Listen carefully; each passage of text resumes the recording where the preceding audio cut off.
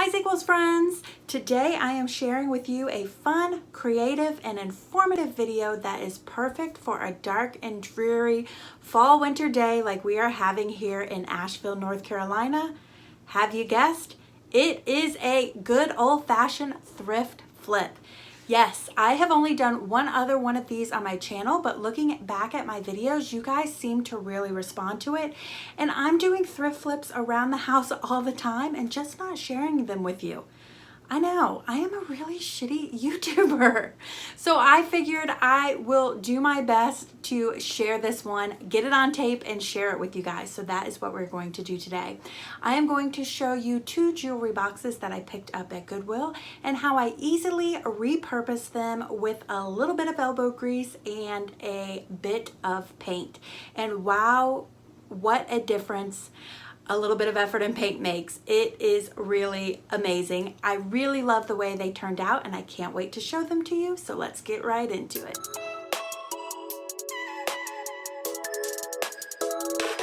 Hi Sequels friends, thank you so much for tuning in. I really appreciate you being here. I do believe I see some familiar faces out there. Welcome back to my channel. If you happen to be new here, my name is Heather and I am a part-time reseller on various platforms, and I use this YouTube channel to document my journey. I love to share with you all sorts of reselling content, how-tos, unboxings, and although I've been negligent about showing them to you often, I do some thrift flips, and that's what we're talking about today.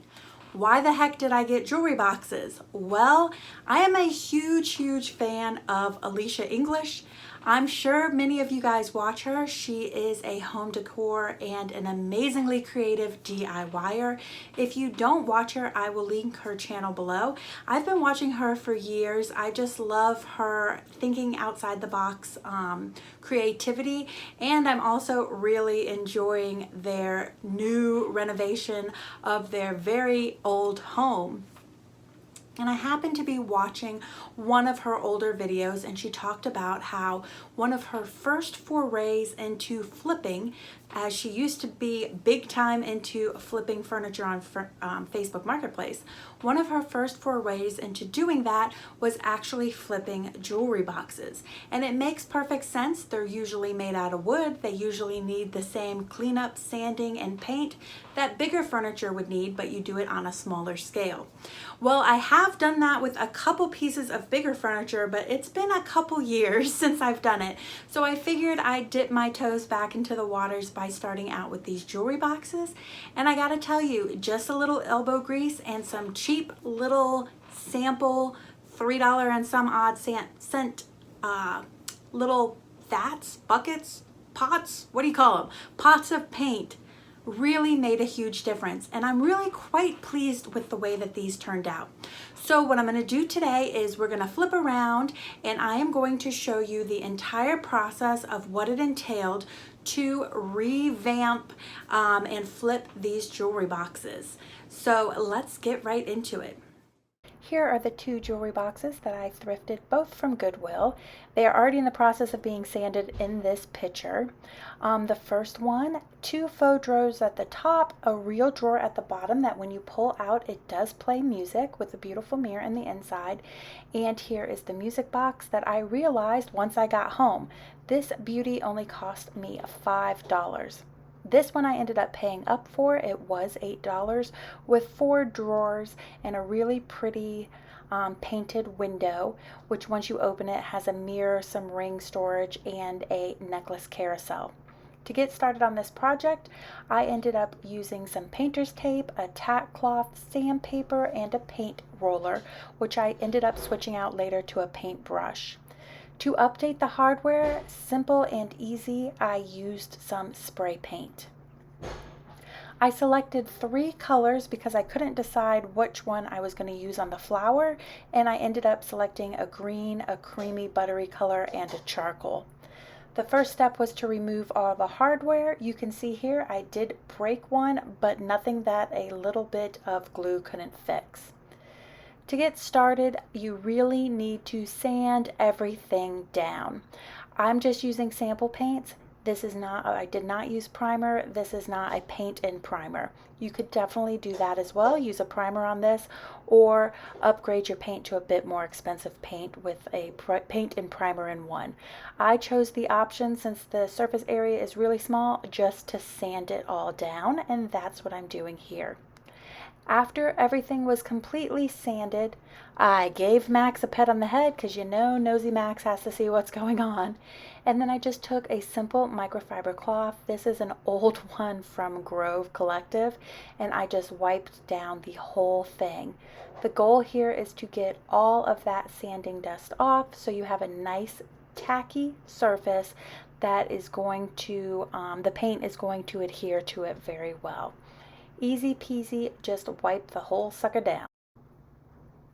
Before I get to painting, I noticed that the underside of the drawer, which I'm not planning on painting, as well as the inside of that same drawer, which you can see in the background there, are a bit dried out. So I went ahead and I happen to have some coconut oil on hand, so I'm just going to rub those spots down with some coconut oil. I just want this for when somebody uses it and they pull it out, that it just appears nice, clean, and fresh. And again, I wasn't planning on painting these areas. So we're going to do that right here with the drawer. And then you're going to see me switch on out, and we're going to do it all with the inside of the jewelry box itself, so that when you pull that drawer out and you see that wood component, it looks pretty nice and conditioned. Now here I'm showing you where I'm taping off the areas. I ended up not really going forward with this. The tape was falling off as it wasn't adhering to the velvet, and then I had coconut oiled it. So in some shots you may see tape, but mostly I didn't end up using that. Now let's get to painting. There you can see in the background just a little bit of the tape, but it's just not close enough to the edge to really be helping in any way. So I opted to get a small brush, which I thought I had on hand, but I ended up using for another project. But thank goodness for all those Ipsy bags, I had an extra actual eyeshadow brush, and it worked perfectly for this project. So I'm just getting into all the crevices and trying to be real diligent about edging out everything. The first coat, you will notice, goes on, it's pretty transparent. You can see the wood through it, and I ended up doing about 3 coats to get the look that I wanted. Here I'm going diligently around the hinges, as well as around the component part for the music box. Now I did end up later on removing the hinges completely so that I could spray paint them, because I did decide on this box I was going to go for a more gothic feel. So I paired the charcoal paint with the red interior and then did the hardware in a matte black. Now onto the drawer. I started out just the way you paint everything else. Get into all the edges first, and then slowly go around to the other part. Some more close edging details that I'm going to show you just for painting satisfaction. Getting into all those nooks and crannies and crevices. Now I did wait for the previous layer or coat to dry before putting on the next coat. I did not follow any specific time. I actually just painted it on and came back to it, and if it didn't feel very tacky, then I just went ahead with the next coat. Now in retrospect, upon moving these, I did not put a poly or a sealer on them, and I do believe that that is something I'm going to go back and do before I sell them, just to make sure they don't get any nicks or scratches in the finishes. I'll probably just ask them at Lowe's what to use. I have been seeing some people use the spray stuff, which would be super easy and not something that I've done before, so that would be fun to try. Here is just some super satisfying edging. It is not perfect by any means, but you know, being anal retentive really does help in these circumstances. Now it is hand painted, so there will be some flaws. And here I'm showing you what these coats look like. You can see how beautifully conditioned the wood in the inside is. And I do think that that gray ended up pairing pretty well with the red, which was my biggest concern. Now the hardware on the back, I couldn't spray painted that and I didn't want to tape it off. So I actually just spray painted onto, you'll see in a minute, the bubble in the background, and dipped my brush into that spray paint and then touched all of that up. And the rest of the hardware I put here on this bubble wrap and pushed the nails through and then sprayed it right there.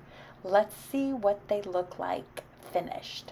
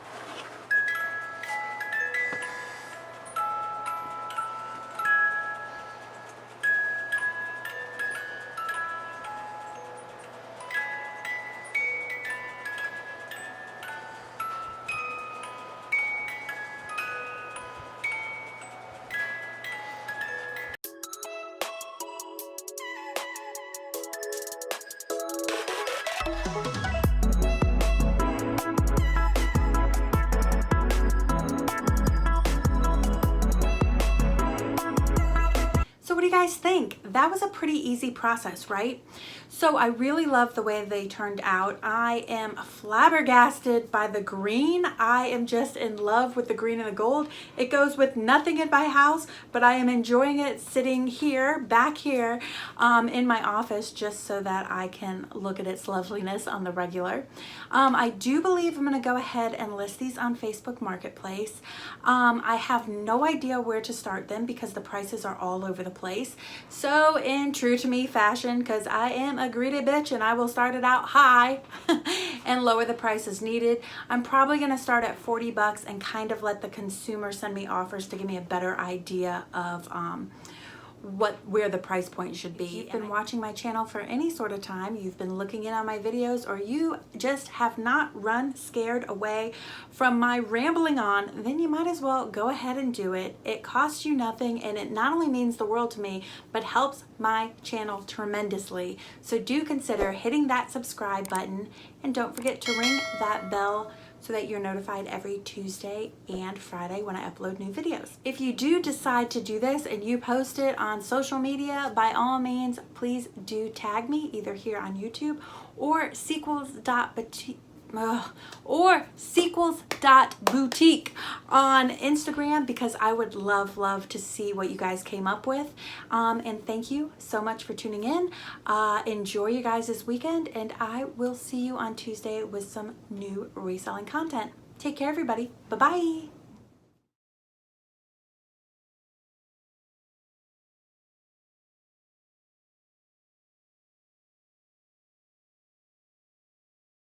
Hi Sequels friends, you saw in that intro that it is a drab and dreary day, and then nothing is more fun to do on a draft. Look at this. She's laying on my laptop and interrupting my video.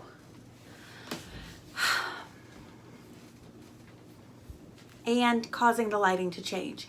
And Miss Furiosa.